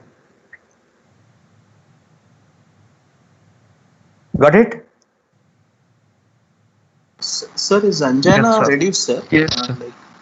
What is that? Sir, angina, did his angina reduce, sir? Because I didn't get, sir. Whose angina? Sir, this patient, sir. Oh, it reduced for 6 hours. That is that reduction? Okay. In unstable angina, somebody doesn't have angina for 6 hours. Is that reduction? No, sir. And with a true vessel disease, unstable angina, borderline elevated troponin, you want to send him home? No, sir. No, I think we have to keep him in hospital, hydrate him well, wait for the creatinine to go down. Meanwhile, what will you do? We can start him on a heparin infusion. Yes, heparin. You have to keep him on heparin. He has to be in the hospital. He has to be on nitroglycerin drip. And at the first sign of any unstable situation, you have to shift him to the cath lab. Or as soon as the creatinine starts coming down, comes down to below 2. Is that okay? Yes, sir. Yes, sir. See, there may be minor modifications in the approach on the way, but overall what I told you is correct. If you answer what I have told you, most consultants will accept it. There may be minor individual variation. No? Some consultant may think a little bit here and little bit there. Some people may say, no, I will stop ACE inhibitor. Another person may say, no, metformin, I don't stop. Don't worry about all this minor variation from person to person, as long as you know the major principles well. Got it? Yes, sir. Yes. Okay. So, any questions on contrast inhibitor? This is a very important topic. You can get a theory question, full question. You can give a short note. You can get a clinical situation like the way I presented today. You may get a spotter. So, I think you better read up contrast-induced nephropathy. Okay, sir. Okay. Any questions on that? Otherwise, I'll go you a few angiogram before stopping.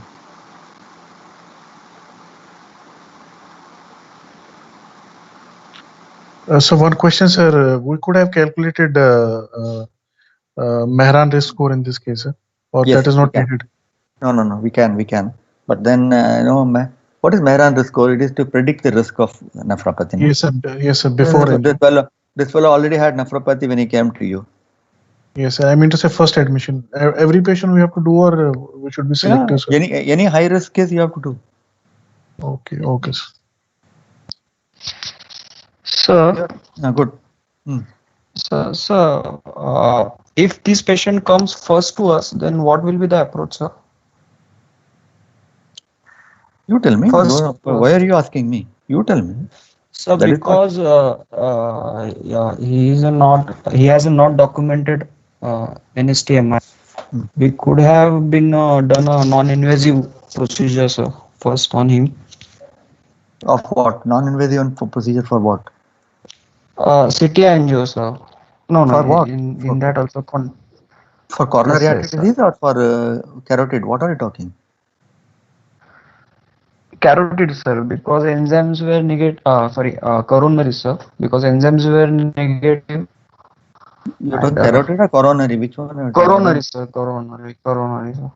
See, when a patient has unstable angina, CT angio doesn't help you. No, you want to know what type of lesion, whether you can do angioplasty or not, whether you can do it in this ad hoc angioplasty. So many things are possible. No, what CT angio is not a good option in unstable angina. Okay, sir.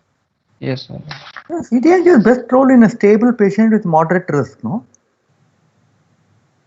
moderate probability. Yes, sir.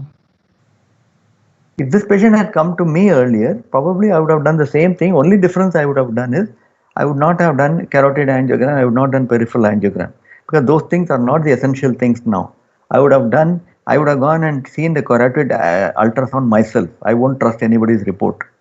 I will look at the carotid myself, and if the carotid disease is not severe, I will not do any more angiogram.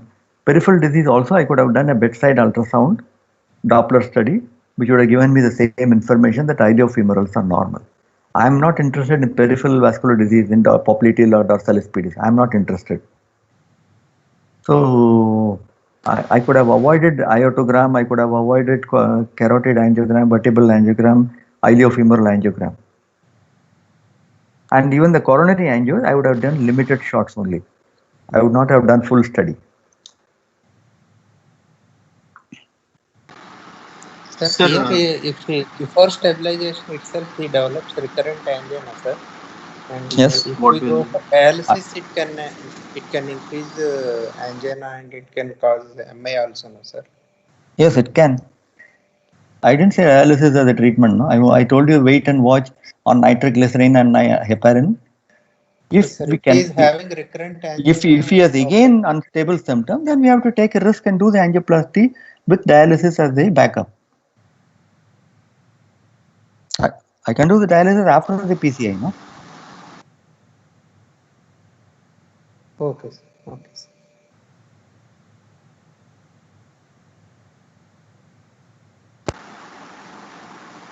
Okay, that's all.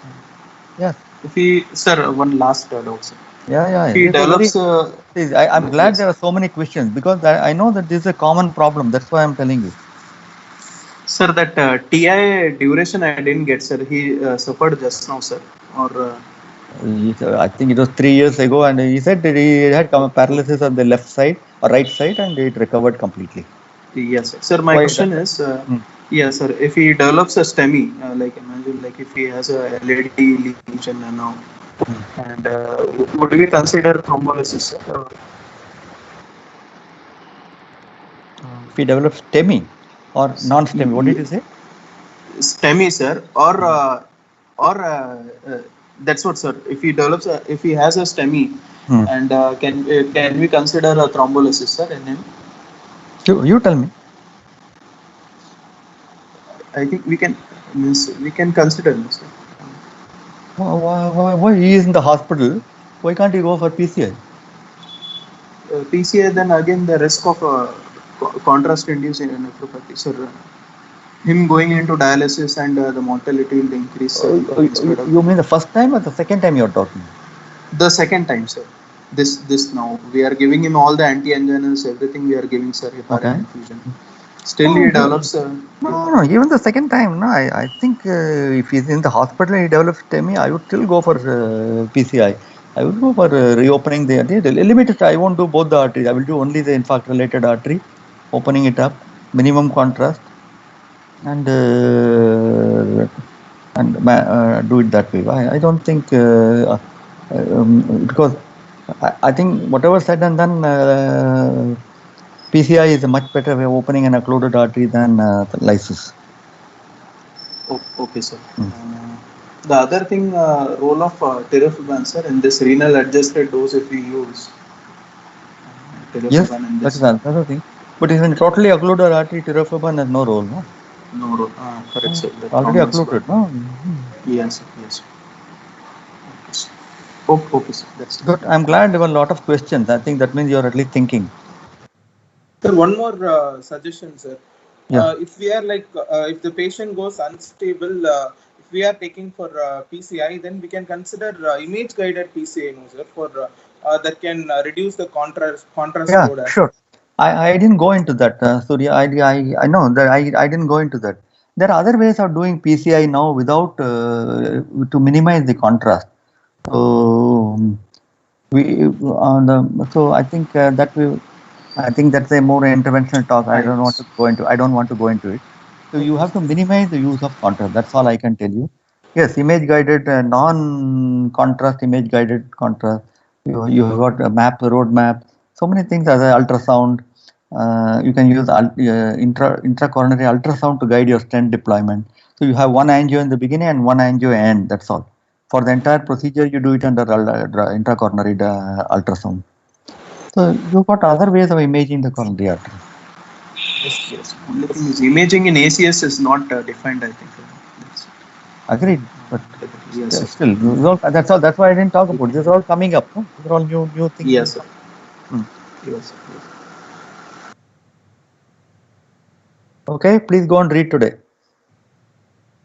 If you don't tell, thank you, sir. If you don't tell image guided angioplasty, nobody will get upset in the exam.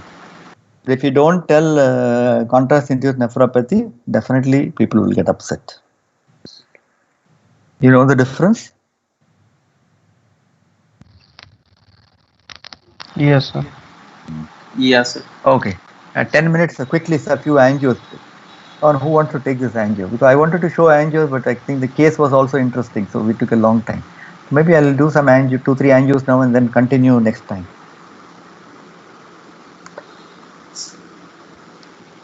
Come on, guys, quick.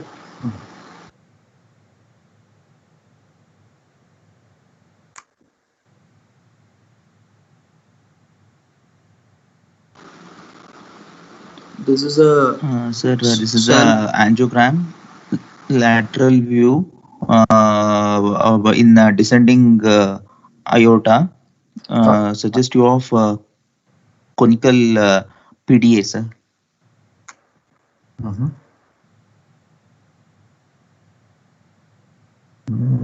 Your report is ultra short, no? Like ultra low or smaller. It's very, very ultra short telegraphic report. I'm sorry, okay, I don't like telegraphic reports. Okay, sir. Sir, the catheter course from a femoral artery into iliac artery, descending aorta, and then in the Retrograde pigtail catheter in the descending aorta. retrograde pigtail catheter, sir. Okay. In the descending Retrograde aorta. approach pigtail catheter, which is placed in descending aorta distal to left subclavian, and the angiogram is taken in lateral view. The contrast volume. Are you sure this is lateral? Are you sure this is lateral? Come on, guy. And I talk so much oblique, lateral, frontal, and all. LAO shallow. Okay, I heard lateral. I heard LAO shallow. Then what else? The spine is on left side, sir. So it's Spine is your extremely to the left hand. Your left side or patient's left side? A patient spine is on right side of the patient. Yeah, I'm confused. Yeah, I'm hearing right, left. I'm hearing everything. Sir, it is deep so spine is on my left side. RAO, So right. RAO view, sir. Why do you say RAO? Spine is on right side, sir. So? And out. I told you last time how to identify obliques. First of all, the spine is not in the center. The heart is not overlapping the spine. Therefore, it cannot be AP or AP. It is not lateral because you are not seeing the sternum end on here, and you're seeing ribs both in front of the. This is the spine here. Spine is on the right side. You're seeing ribs here, and you're seeing ribs here. If you are seeing ribs posteriorly and anteriorly, it has to be an oblique. Because the spine is on the right of the patient, the entire heart is in front, it must be a very steep RAO. Just because it's done a descending aortogram, don't call it LAO. Aortogram can be done in RAO view also. So this is a descending aortic angiogram in steep RAO position. Steep. Why steep? Why not shallow? Spine and the aorta, heart is separated. Because the cardia is overlapping the spine only minimally. It is not overlapping. Not overlapping. Not overlapping. No. Separated, sir. Okay. Separated. Okay. So now, so last time I showed you all the views. I think you have not gone and home and practiced. How many of you have applied, tried to get a model? I want to hear at least one yes from your view. Anybody has got a model so far? Yes, sir. Yes, sir. I got. Yes. Okay, I heard 2-3 voices. Good beginning. Next time I want to hear at least 100 voices saying yes. Okay, so describe the angio now.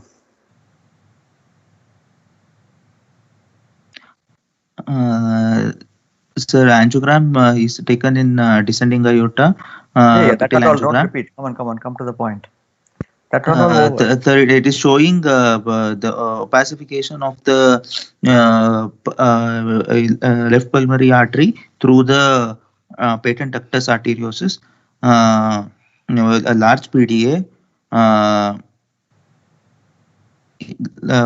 is seen, sir, conical shaped.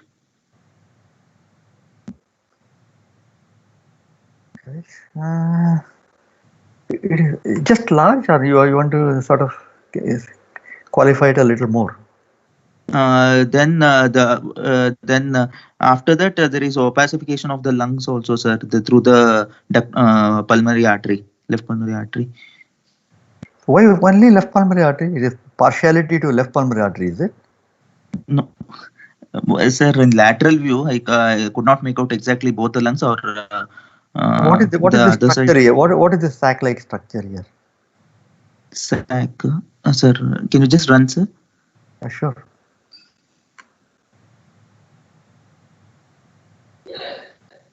I'll keep running.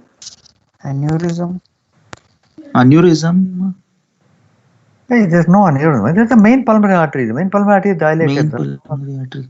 No aneurysm at all. Okay. Now this is the main pulmonary artery. That's the pulmonary valve here. Now you see one artery is going down here like this, and one artery is crossing the spine and going here like this. So the one which is crossing and going behind is the right pulmonary artery. The one going down is the left pulmonary artery. This is the main pulmonary artery. Okay, it's a large ductus filling the main pulmonary artery, left pulmonary artery, and right pulmonary artery. Okay. Now, is it just large or something more than that? You have to tell me. It's bigger than the descending aorta. Right? Yes, sir. So you have to have some superlatives in your description when you describe. Don't say large. No, mechanically, large is different from with a very large ductus. There is a difference. It's a very large ductus. It's bigger than the descending aorta. Secondly, I'm sorry, it's not a tapering ductus. There's no length at all. Till here is the pulmonary artery, and then there is the aorta. It's hardly any length. There is absolutely no length. It's a short, very big patent ductus arteriosus. Why patent ductus? Why can't it be aorta pulmonary window? Aorta pulmonary window comes in ascending aorta. Okay. Why? How do you know this is not ascending aortic injection? Because the pigtail catheter has not taken the curve, arch of the aorta. It has not crossed the arch of the aorta. Okay. Right. So this is a very big, short ductus. Anything more you want to tell me? Any PDA, what are you interested in?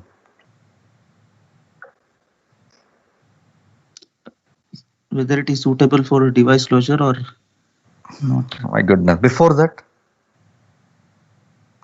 Aneurysm or Okay. if it is causing any compression. There's no aneurysm, there's no compression. Anything else?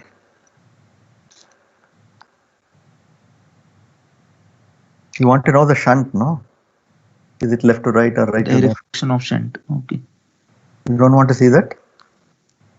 Yes, sir. You can see clinically, I know, you can test saturation and all, but when you have got an angiogram in front of you, you should comment on that, no? Otherwise, Yes, your report is not complete.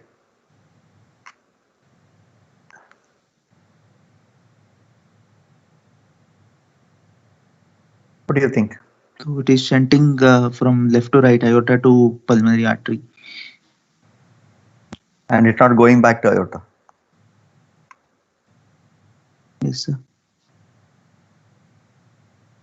Can't you see it is going back and forth, aorta to PA?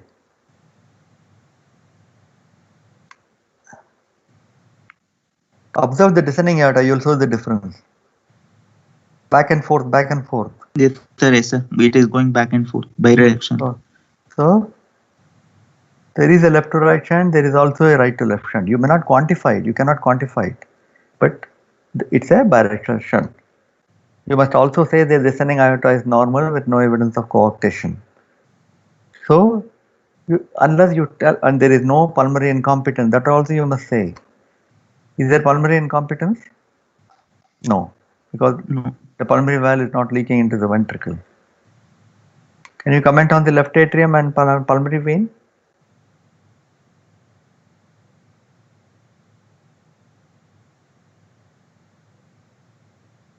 Pulmonary veins are all the four pulmonary veins are draining. Well, you cannot comment because they are not run long enough. It's not a problem. But you can see that the LA is opacifying here at the end of the angio. Therefore, although it's not a perfect angio for interpreting, but probably the veins are coming back to the LA only. Can you see now the LA will come up now? Now LA will come up. Can you see that? The ball here? Yes, sir. So now the diagnosis is short, wide, very big ductus having bidirectional shunt, probably a hypertensive ductus, not a, probably, it is definitely a hypertensive ductus.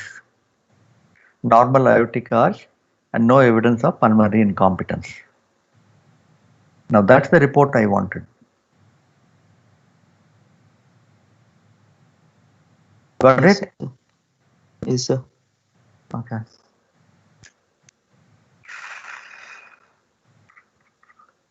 Okay, 1 second. I'll do one more angio and then. Okay, this is the last angio. I'll stop after this. I'll do more angios next time. Okay, come on, guys. Okay, Christian.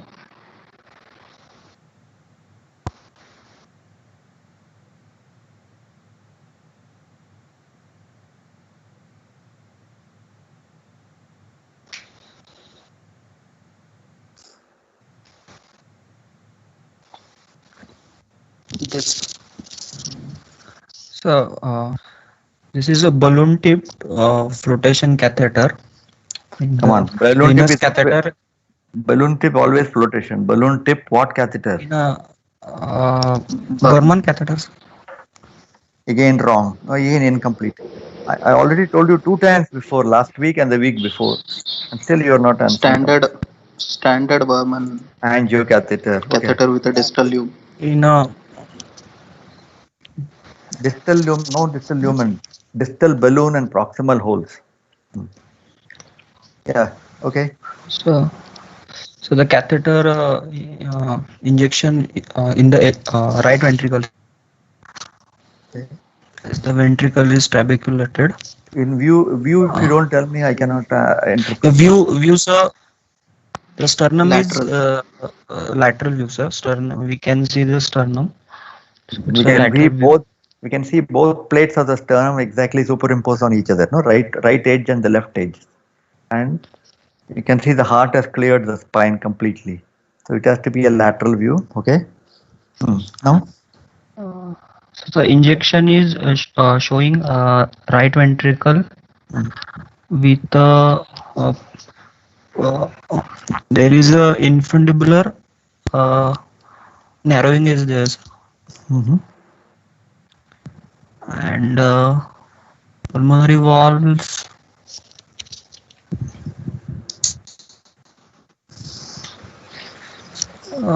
So there we can pulmonary arteries are dilated for sure. So main pulmonary artery is dilated, and there is infundibular stenosis. So what's your total diagnosis?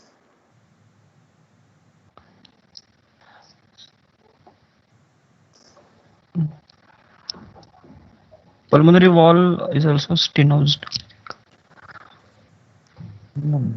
Okay, give me a final diagnosis. You are taking one by one now.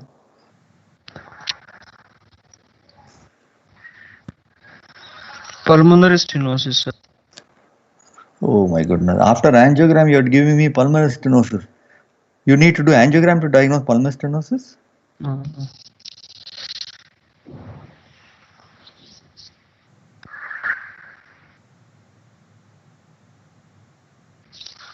So can you add it, please? You need angiogram to diagnose something else, not stenosis. Sir. Pulmonary stenosis. Yes, sir, yes.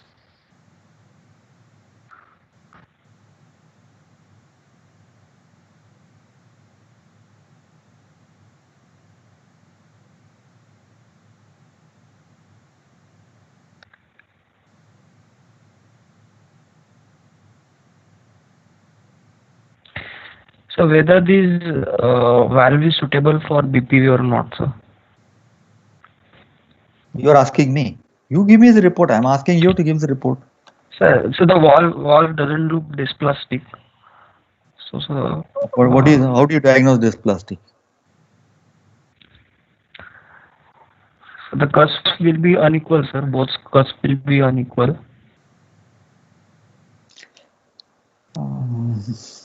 Tell me your diagnosis first now.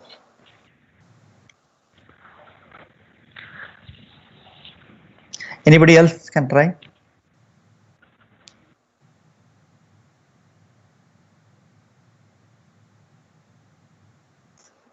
Okay, RV angio in lateral view.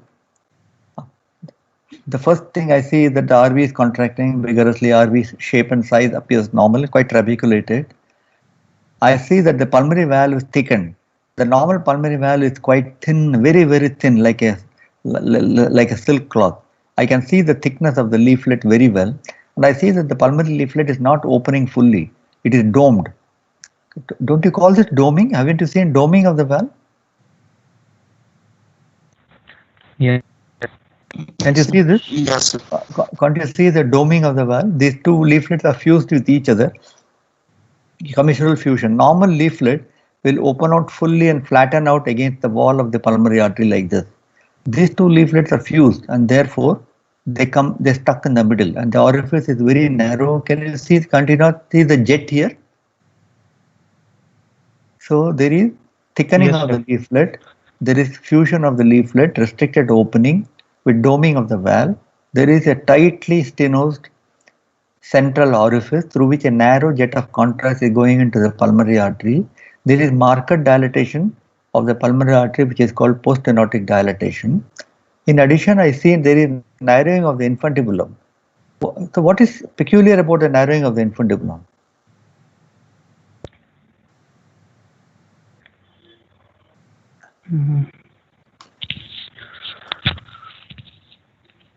What did you see now?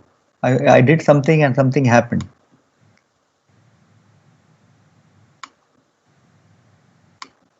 Watch again. It's dynamic. Yeah. So infundibular obstruction is not hypertrophy. fixed. It is a dynamic obstruction. It is secondary to right ventricular hypertrophy. Then what other information do you get from this angio? I also get the information that there is no VSD. In spite of pulmonary stenosis and high RV pressure, the LV is not filling. There is no VSD. There is no tricuspid incompetence because the RA is not filling.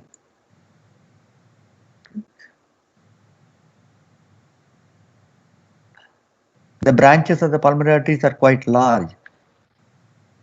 So the diagnosis is the annulus appears to be quite good size. If I measure it, I think I will get normal value, and therefore I think it is significant. I don't know exactly the severity because angiogram doesn't tell you a gradient.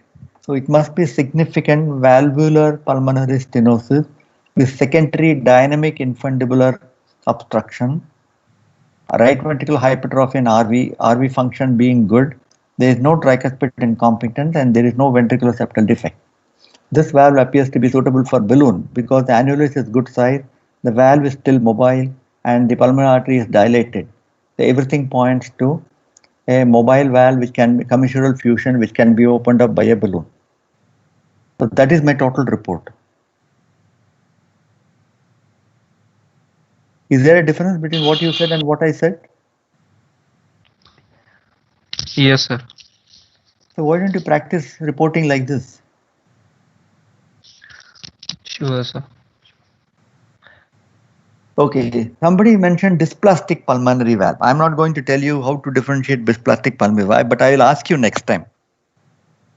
So remember this angio, I will put up this angio will be my first slide next time. But you have to tell me why it is not a dysplastic valve, or is it a dysplastic valve? It is thickened, it's doming, so maybe this is a dysplastic valve. So you have to tell me what is it, how to differentiate a dysplastic valve. Okay, I'm going to stop here. Okay, sir. Thank you, sir. Okay, any questions? Thank you, sir.